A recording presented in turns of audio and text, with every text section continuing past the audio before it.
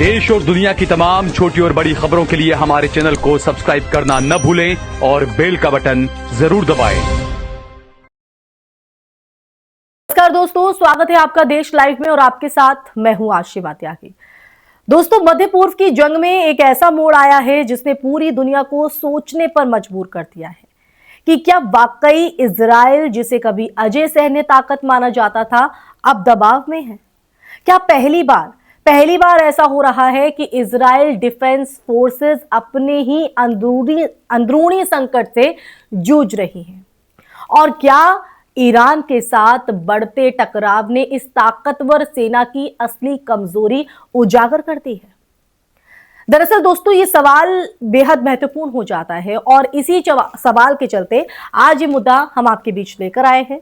इसी पर होगी बात। मैं चर्चा में आगे बढ़ूं उससे पहले आप लोगों से अपील, इंसाफ की आवाज को बुलंद करने के लिए और सच्ची पत्रकारिता के लिए हमारा यानी देश लाइव का सहयोग करें। साथ ही डिस्क्रिप्शन में दिए गए लिंक को ओपन कर ज्वाइन बटन दबाकर आप हमसे यानी देश लाइव से सीधा जुड़ सकते हैं। दोस्तों वापस आज की चर्चा पर लौटते हैं और समझने की कोशिश करते हैं इस पूरे मामले को और तथ्यों के साथ, एक समझ के साथ। तो देखिए, सबसे पहले ताजा रिपोर्ट्स के मुताबिक इजराइल की सुरक्षा कैबिनेट की एक अहम बैठक में आईडीएफ के चीफ इयाल जमीर ने बेहद गंभीर चेतावनी दी है। उन्होंने साफ कहा है कि सेना के भीतर 10 रेड फ्लैग हैं, यानी ऐसे संकेत जो बताते हैं कि अगर जल्द समाधान नहीं हुआ तो सिस्टम खुद ढह सकता है।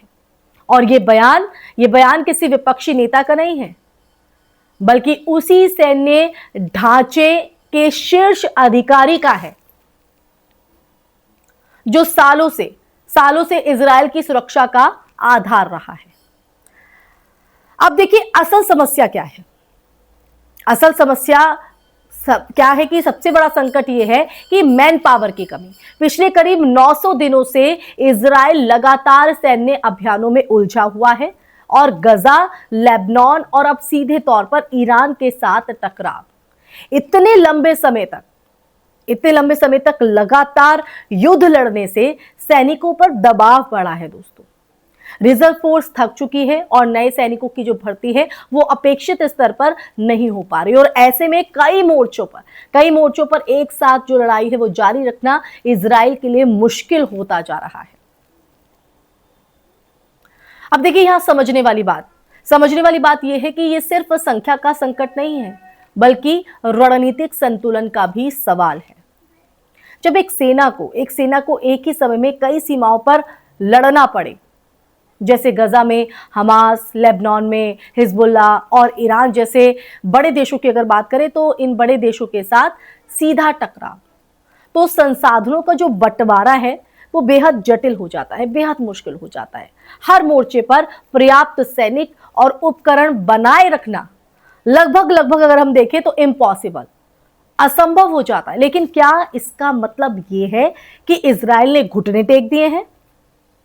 असलियत अगर हम देखें तो थोड़ी अलग है। यह कहना कि इजराइल ने हार मान ली है शायद अतिशयोक्ति हो सकती है, लेकिन यह जरूर साफ है कि इजराइल की सैन्य क्षमता पर दबाव बढ़ रहा है और उसकी जो सीमाएं हैं अब दिखने लगी हैं। और यह वही इजराइल है जिसने दशकों तक डिटरेंस यानी कि भय की रणनीति के जरिए अपने दुश्मनों को दूर रखा। लेकिन अब वही रणनीति कई दिशाओं से चुनौती का सामना कर रही है। दोस्तों, जी हां, चुनौती। देखिए, ईरान की बात करें तो ईरान की भूमिका यहां बेहद अहम हो जाती है, बेहद महत्वपूर्ण। ईरान ने न सिर्फ सीधे हमलों में शामिल है ईरान, बल्कि उसके सहयोगी संगठन हिजबुल्ला और अन्य मिलिशिया इजराइल के लिए मल्टी फ्रंट वॉर का खतरा पैदा कर रहे हैं।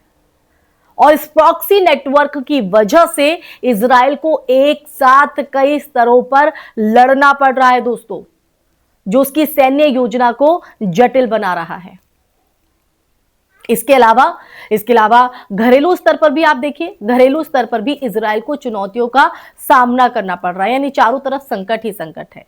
लंबे युद्ध के चलते अर्थव्यवस्था पर दबाव बढ़ रहा है। इस प्रेशर में इजराइल है, नागरिकों में लगातार असंतोष है और लगातार सैन्य सेवा के कारण समाज में थकान का माहौल है। जब कोई देश लगातार युद्ध की स्थिति में रहता है तो उसका जो असर है वो सिर्फ सीमा पर नहीं बल्कि हर नागरिक के जीवन पर पड़ता है। अब देखिए, अब बड़ा सवाल यहां पर यह है कि आगे क्या इजराइल अपनी सैन्य रणनीति में बदलाव करेगा? क्या वो अपने मोर्चों को सीमित करने की कोशिश करेगा या फिर और आक्रामक रुख अपनाएगा? और देखिए, और सबसे महत्वपूर्ण यह कि क्या यह स्थिति मध्य पूर्व में एक बड़े क्षेत्रीय युद्ध की तरफ इशारा कर रही है? क्योंकि यह सवाल वाजिब हो जाता है जब हम इस तरह की तस्वीर उभरते हुए युद्ध के दौरान देखते हैं। तो कई ऐसी स्थितियां हैं जो असंभव सी हैं, लेकिन इजराइल के बारे में कोई टिप्पणी करना यह जल्दबाजी होगी दोस्तों। तो देखिए, इस पूरे घटनाक्रम से एक बात तो साफ हो जाती है कि जो आधुनिक युद्ध सिर्फ हथियारों से नहीं जीते जाते, बल्कि संसाधनों, रणनीति और समय के संतुलन से वो तय होते हैं। ये बैलेंस करना पड़ता है और जब ये संतुलन बिगड़ता है, ये बैलेंस बिगड़ता है, तो जो चुनौती है वो बढ़ जाती है। अब आप सोच रहे होंगे कि ऐसे बैलेंस बिगड़ेगा तो चुनौती कैसे बढ़ जाएगी? तो देखिए दोस्तों, ये चुनौती इसलिए बढ़ेगी क्योंकि मैंने कहा, जैसा कि युद्ध सिर्फ आधुनिक युद्ध में अगर हम देखें तो हथियारों से ही नहीं जंग को लड़ा जाता है, रणनीति और समय संतुलन से भी वो तय होते हैं। और जब ये संतुलन अगर बिगड़ जाए तो चुनौती इसलिए हो जाती है क्योंकि सेनाएं भी दबाव में आ जाती हैं और यही आज इजराइल के सामने एक सबसे बड़ी चुनौती है।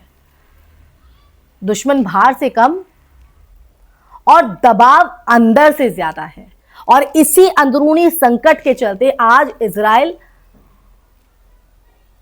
एक तरह से कहा जाए तो फसाव में खुद फंसा हुआ है, चौतरफा संकट से जूझ रहा है। तो दोस्तों, पूरी सच्चाई इस चर्चा के माध्यम से देश लाइव ने आपके सामने रखी है कि किस तरह की स्थिति इस वक्त दुनिया में इस युद्ध के चलते और साथ ही साथ इजराइल किस तरह से संकट में है, ये सब आपको बताया है। अब ये सच आपके सामने देश लाइव ने रख दिया है। इसी के साथ इस चर्चा में फिलहाल के लिए बस इतना ही, लेकिन ये सच जानकर, ये जो तमाम स्थिति देश लाइव ने आपके सामने रखी है, इस स्थिति पर आपका नजरिया क्या है? आप इसे किस तरह से देखते हैं? दीजिएगा अपनी प्रतिक्रिया कमेंट सेक्शन में कमेंट करके। इस वीडियो को ज्यादा से ज्यादा शेयर कीजिएगा, हमारे चैनल देश लाइव को सब्सक्राइब कीजिएगा। फिर हाजिर होंगी ऐसे ही चर्चा लेकर, तब तक के लिए अपना ख्याल रखिए। जय हिंद, जय भारत, नमस्कार।